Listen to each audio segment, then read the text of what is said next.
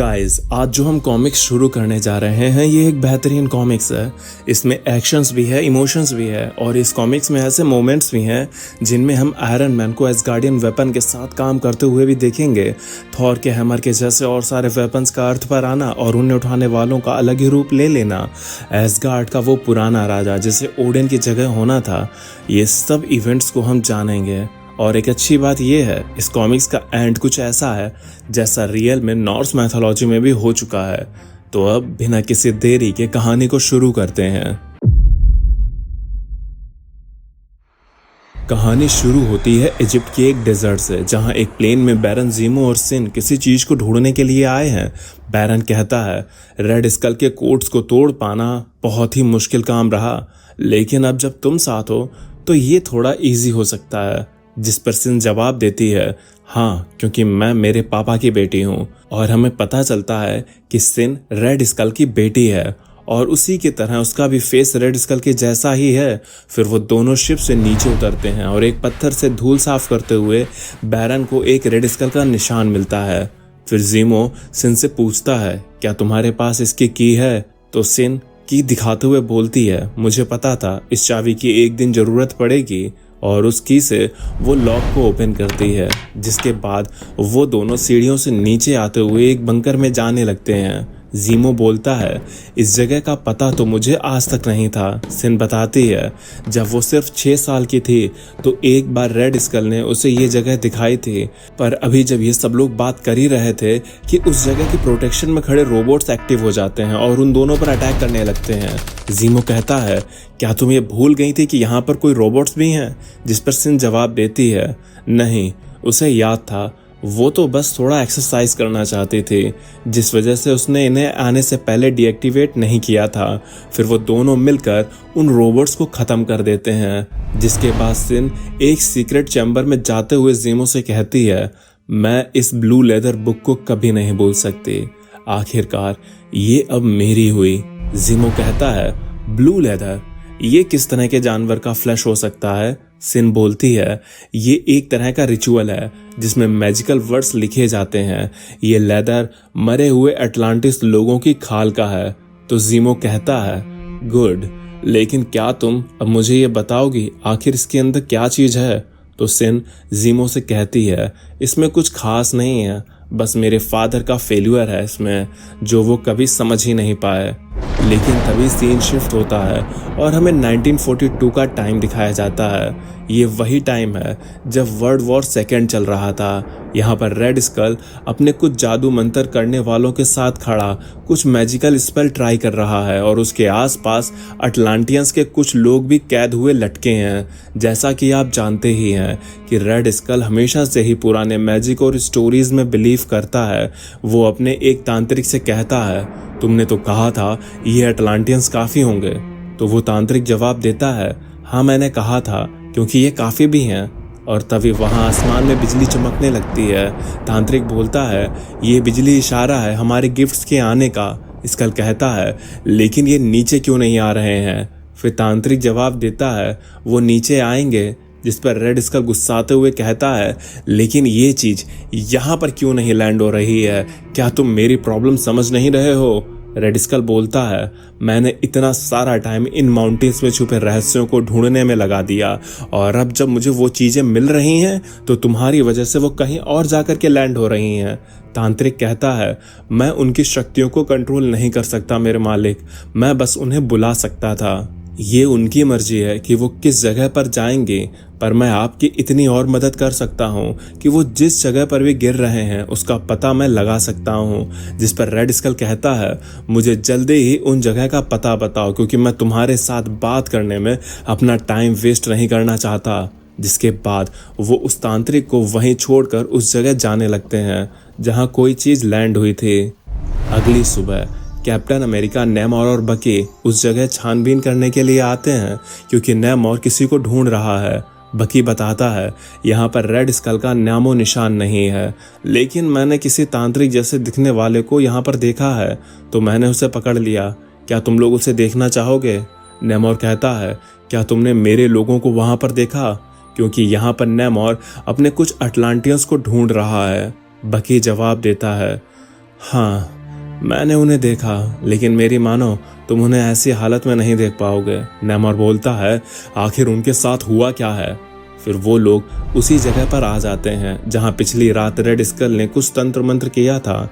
नेमोर अपने अटलांटियंस के लाश देख के गुस्से में आ जाता है और उस तांत्रिक को दीवार में मारते हुए बोलता है, आखिर क्यों? तुमने मेरे लोगों के साथ ऐसा क्यों किया? जिस पर तांत्रिक बोलता है, क्योंकि उन नीले ह्यूमंस का ब्लड प्योर था, जिससे मैजिक अच्छे से काम करती है। फिर वो तांत्रिक नेमोर से उसे छोड़ने के लिए कहता है। कैप्टन अमेरिका भी नेमोर से उस तांत्रिक को छोड़ने के लिए कहते हैं और नेमोर से कहते हैं कि उन्हें उस आदमी की ज़रूरत पड़ने वाली है। तो नेमोर कहता है, कैसे? हमें इसकी ज़रूरत कैसे पड़ेगी? तो कैप्टन बताते हैं, इसके जरिए हम ये जान सकते हैं कि रेड स्कल किधर गया है और हम ये भी जान सकेंगे कि आखिर रेड स्कल किस चीज़ के पीछे पड़ा हुआ है। इसके बाद सीन शिफ्ट होता है और हमें अंटार्कटिका दिखाया जाता है, जहां पर पूरी नाजी आर्मी पहुंच चुकी है। ये किसी शक्तिशाली वेपन की तलाश में है और वहीं पर रेड स्कल अपनी नाजी आर्मी के साथ पहुंच चुका है। बैरन स्ट्रकर रेड स्कल से बोलता है, यहाँ पर वो कोऑर्डिनेट्स ख़त्म होते हैं और हमें उस चीज़ का इम्पैक्ट भी दिखाई दे रहा है। आखिर हमने उसे ढूंढ लिया। इधर नेमोर, कैप्टन अमेरिका और बकी एक शिप से अंटार्कटिका की तरफ जा रहे हैं, लेकिन नेमोर बकी से शिप को और तेज चलाने के लिए कहता है, जिस पर बकी कहता है, मुझे पता है तुम उस जगह जल्दी पहुंचना चाहते हो, लेकिन इस शिप की मैक्सिमम स्पीड यही है। कैप्टन अमेरिका बोलते हैं, मुझे समझ नहीं आ रहा कि ये थ्यूल सोसाइटी के तांत्रिक किस तरह के मैजिक को यूज़ करना चाहता था, पर कुछ भी हो, हमें रेड स्कल से पहले पहुंचकर उस चीज़ को रेड स्कल से पहले ही हासिल करना होगा। इधर रेड स्कल उस जगह पहुंच गया था जहां वो चीज़ आकर गिरी थी। उस चीज़ का इम्पैक्ट इतना तगड़ा था कि वहां एक बड़ा सा गड्ढा बन गया था। रेड स्कल उस गड्ढे को देख करके बोलता है, यहाँ तो बस आग और पिघली हुई बर्फ है। मुझे तो लगा था यहाँ पर कोई गॉड या उसकी आर्मी होगी। मुझे लगता है कि इस थ्यूल सोसाइटी के तांत्रिक ने हमें धोखा दिया है। जिस पर एक आदमी कहता है, हमने आपको धोखा नहीं दिया, इस बर्फ के अंदर वो चीज़ मौजूद है, मैं उसकी शक्तियों को महसूस कर सकता हूँ, पर वो इतनी शक्तिशाली हैं कि उस शक्ति को धारण कैसे करना है हमें ये समझने के लिए वक्त चाहिए होगा। जिस पर रेड स्कल जाते हुए कहता है, तुम सबको बस वक्त ही चाहिए और वक्त ही हमारे पास नहीं है। हम जंग हार रहे हैं और अगर ये हमें सही समय पर नहीं मिला तो हम में से कोई भी नहीं बचेगा। लेकिन तभी वहाँ पर एक सोल्जर आता है और बताता है कि उसने एक अमेरिकन एयरप्लेन को इसी तरफ आते हुए देखा है।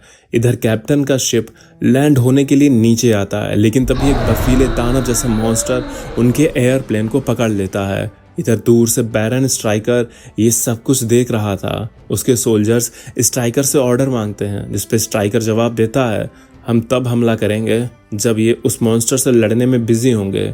शिप से नीचे उतरते ही कैप्टन नेमोर को समझाते हैं कि उन्हें एक प्लान की ज़रूरत है, पर नेमोर गुस्से में था, इसलिए वो उस मॉन्स्टर पर हमला कर देता है। तो वो मॉन्स्टर कोई आम मॉन्स्टर नहीं था, वो नेमोर को ही दूर फेंक देता है। बकी कैप्टन से कहता है, क्या ये रेड स्कल का कोई सीक्रेट वेपन है? कैप्टन बोलते हैं, मुझे कुछ आइडिया नहीं है, पर तभी पीछे से नाजी आर्मी आ जाती है। बकी बोलता है, काश मेरे पास और हैंड ग्रेनेड्स होते। फिर बकी कैप्टन से नेमोर की हेल्प करने के लिए कहता है और ये भी कहता है कि वो अकेले नाजी आर्मी से निपट लेगा। इधर नेमोर की उस बर्फीले मॉन्स्टर के साथ और बकी की नाजी आर्मी के साथ फाइट होने लगती है।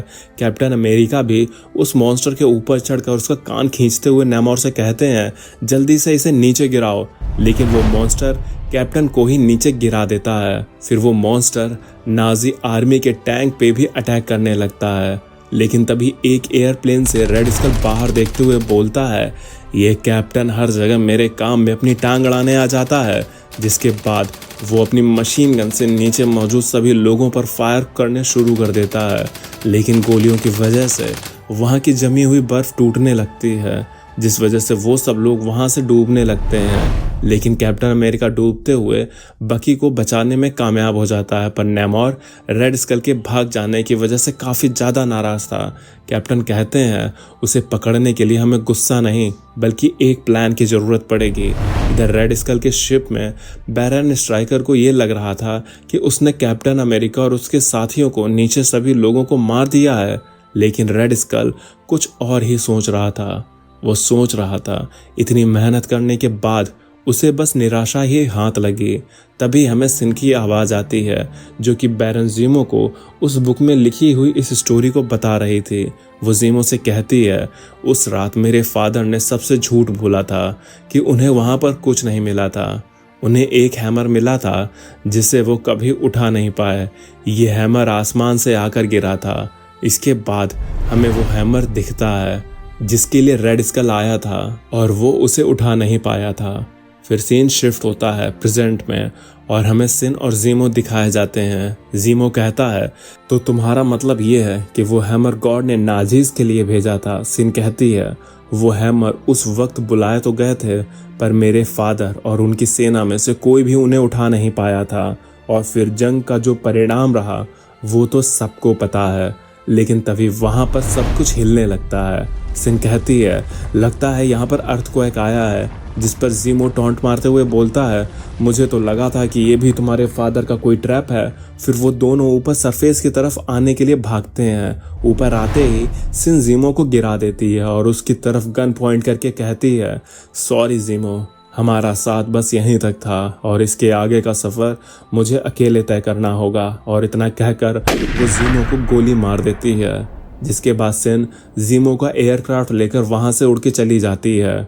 लेकिन ज़ीमो सिन की गोली से मरा नहीं था। वो उठते हुए बोलता है, ओके सिन, तो तुम्हें लगता है कि वो हैमर तुम्हारी डेस्टिनी है तो यही सही।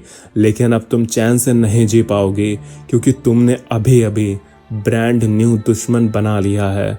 मैं तुमसे पहले वो हैमर ढूंढ निकालूंगा और इस दुनिया को एक नया शेप दूंगा। और ज़ीमो की इन्हीं लाइन के साथ आज का ये एपिसोड यहीं पर ख़त्म हो जाता है।